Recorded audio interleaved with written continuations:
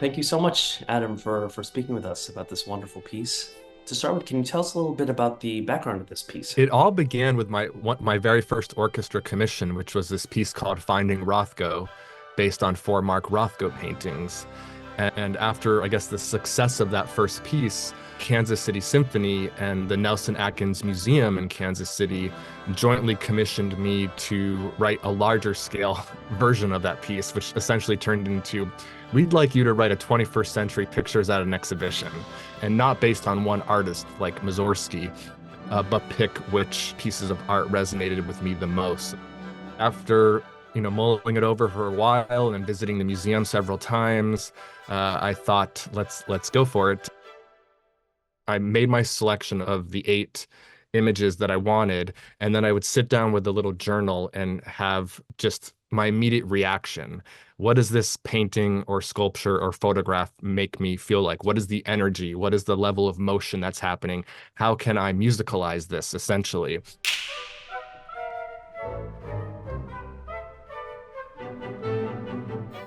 The very first image, by Albert Bloch, it's called Three Pierrots, and it's these three characters. And so the most basic form of music, you think of three notes that make up a triad, right? And so that became the study. How can I make an etude that's, based around the idea of a triad, but in a much more complex manner than just C, E, G as an example? Repetition, the next movement, you have this photograph of all these people who aren't really making eye contact with each other. They're sort of wandering around in their own little universe.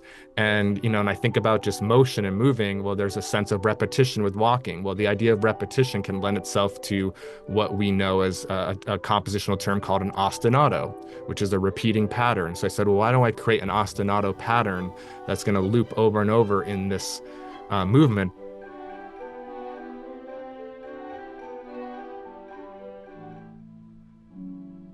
Olive Orchard is the fourth movement with Van Gogh. And that's, such a quintessential painting of the later period of Impressionism. And this is a very romantic painting. It's very textural. And so for me, I was thinking of the brush strokes as creating multiple layers. There's a density to this image. And I thought, why don't I create a movement that has several different layers overlapping each other?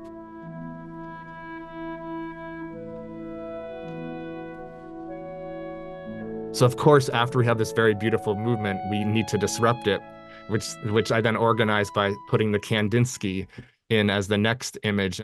That really sort of stretched me as a composer. I was writing sort of new language that wasn't necessarily native to me or intuitive to me. And when you look at that image, it's sort of objects that are angular. You have triangles, you have, rectangles, you have circles, and you have daggers and these spears almost and zigzags. And so it allowed me to create music that is almost more architectural, where you're just sort of stacking ideas on top of each other. And it's the orchestra striking you vertically, even though, time is still moving linearly.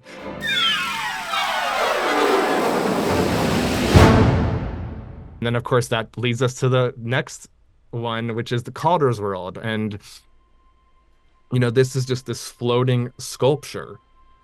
And if you walk by it in the museum, just the air coming off of the body, if you're walking quickly, can actually move the rotating objects.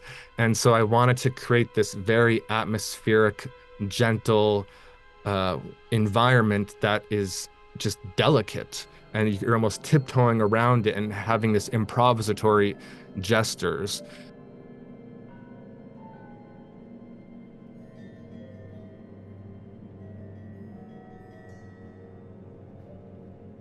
And if we keep going, we then go to Miro's, I don't even know how to describe this painting, sort of sensual and childlike and fun, but that's a very sort of jazzy, mischievous movement as well. And then I wrote a ridiculous E-flat clarinet solo.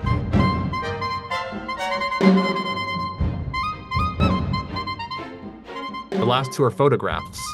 And we have this amazing photograph by Hiroshi Sugimoto called Cliffs of Mohair. The photograph of the ocean is just I grew up in New England. We grew up going to Cape Cod. I find a sense of calmness being outside, listening to waves and just being in the water and to sort of see the landscape and looking out. I think there's just such this stunning moment of relaxation, and the music is very wave-like. And that goes without pause into the final movement, Pigeons in Flight. It's an incredible photograph, I think from the late 1800s. You don't think of pigeons as being beautiful, but there is something so spiritual about this photograph, and there's a great sense of motion. And for me, this was the culmination of the entire piece, and I wanted to just build the piece with one big crescendo into the end. This and all the pieces of yours that the orchestra's played during the time that I've been working there, there's a strongly visual aspect. Well, I think that's very much part of my DNA. I'm a visual learner, and for me, the music that I've been writing most of my career is highly programmatic. I need some type of narrative, and I do need some type of visual in my mind. And in many ways, one could approach this as a film score. It's not moving image, but the image is providing a lot of information.